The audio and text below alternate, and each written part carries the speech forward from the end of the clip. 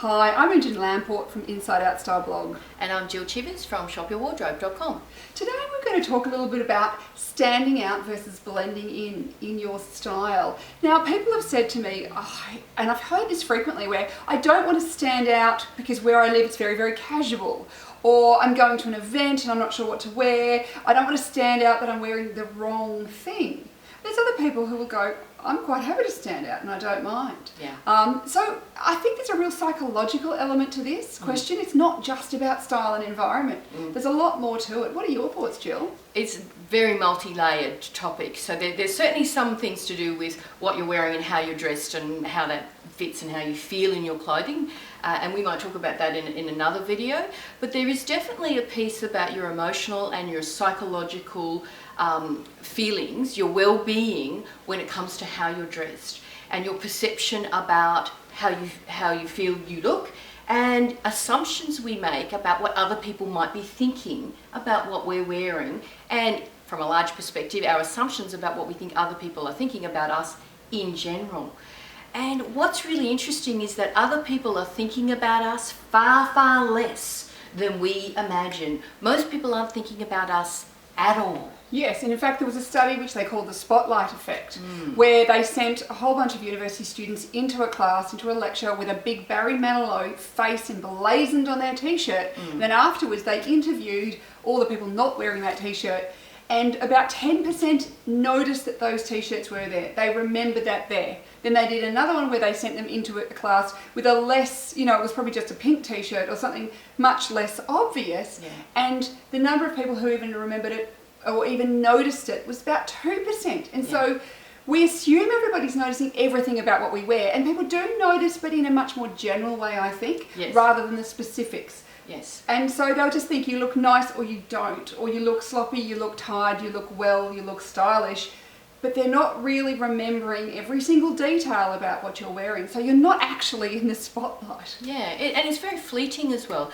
And even those women who are clearly dressing to draw attention to themselves, even those women, our attention on them is reasonably short. We don't think about them for very long.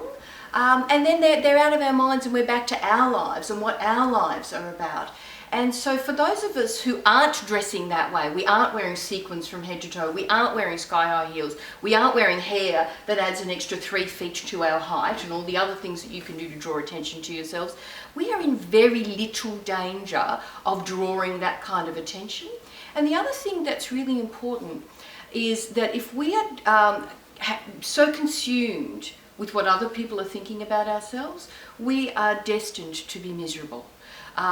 There's a wonderful quote I read very early in my career, which is, the recipe for disaster is trying to please everybody.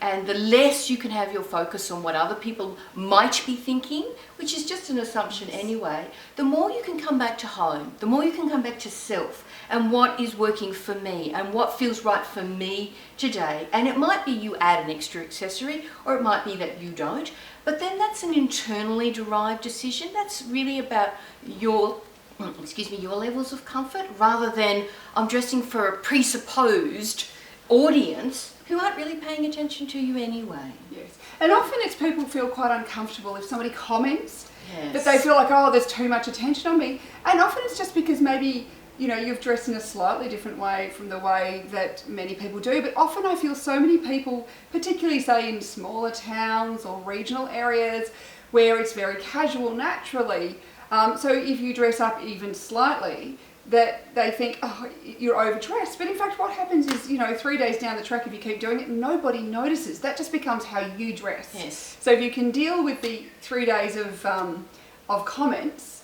and you keep doing it, it's consistency. And I think that's what we notice. We notice when someone is dressed consistently. Yes. When you're, very casual one day and dress up like this, then people will start thinking, what's going on? Yes. Versus otherwise, because of course, if you're in a small area, we know each other more, we're more involved in people's lives. And there's less people. So there is that sort of element when somebody suddenly dresses up and then dresses down and dresses up and dresses down, when we think, well, what's going on? Yeah. There must be something exciting to know. There must be a piece of gossip. Something scandalous is happening. And we always want to know that. Versus if you just dress consistently well, Yeah. they just go, that's how she is. Yeah, yeah. And it stops ever actually entering in people's minds. Yes. I think in general, the more you are focused on what you imagine other people are thinking and the more you're focused on other people's lives, the less happy you're going to be in general. I just think that is a recipe to make yourself agitated and miserable on a fairly consistent basis. And really, to live a happy life, it really is about what is right for you. What is right for you today, whether that's a dressing choice or whether that's a choice in some other element of your life. And life really is too short to live it based on assumptions of other people's opinions. Because you can't read anybody's mind anyway. So some of them you wouldn't want to read. But most of the time too is like we'll often assume people are thinking something that they are not. Yeah. And so we can't read minds. So let's not put a whole lot of assumptions in them. And so whether you choose to stand out and be a little bit different from the people around you, or you choose to blend in, because I mean maybe too is it's what else is happening in your life, and sometimes we just go, I need to be a little bit more invisible. Yes. I need to feel comfortable and I'm just going to wear something that is not noticeable, that is very much homogenous with what everybody else is wearing. Yeah.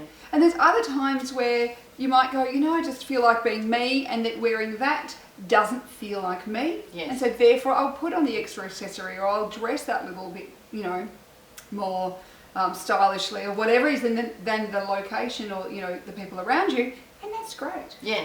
Yeah, and clothes do have that ability to influence your mood. And if on a particular day you want to elevate your mood and you have more energy and a bit more pizzazz, then clothing can support you in that. And that we all have those days when we think, look, my attention's on other things today, or I'm a little bit flat, or I really just don't want to wear anything that's going to draw any additional attention to myself. And that's cool. That's perfectly fine to make that conscious choice. Yeah. So it's really just finding what works for you and what you feel comfortable with. And there is no right or wrong. And I think that's the thing, is there's no set of rules that we can give you. Yes. Because there is no specific right or wrong of what you should do. Yeah, it's really an eternal checkpoint, really. Yeah.